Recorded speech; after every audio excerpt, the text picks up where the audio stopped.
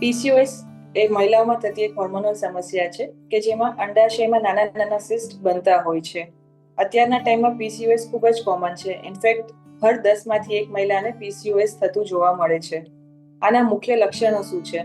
સૌથી પહેલા તો માસિક અનિયમિત આવવા, એટલે કે માસિક જનરલી 1.5 થી 2 મહિને આવે છે અને જ્યારે આવે છે ત્યારે સ્કેન્ટી ફ્લો એટલે કે ઓછો ફ્લો હોય છે અથવા કોઈ કેસીસમાં નોર્મલ કરતા વધારે ફ્લો જોવા મળે છે.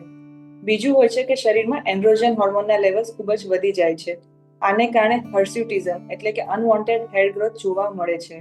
નોર્મલી ફેસ ઉપર, ચીન ઉપર, બ્રેસ્ટ અથવા સ્ટમક ઉપર એબનોર્મલ હેર ગ્રોથ જોવા મળતો હોય છે. સાથે જ ફેસ ઉપર પિમ્પલ્સ અથવા એકને ડેવલપ થતા હોય છે. ત્રીજું છે ઇન્સ્યુલિન રેઝિસ્ટન્સ થવું. હવે પીસીઓએસમાં હોર્મોનલ ઇમ્બેલેન્સને કારણે ઇન્સ્યુલિન હોર્મોનની ઇફેક્ટ ઓછી આવે છે. આને કારણે બ્લડ શુગર લેવલ્સ વધી જાય છે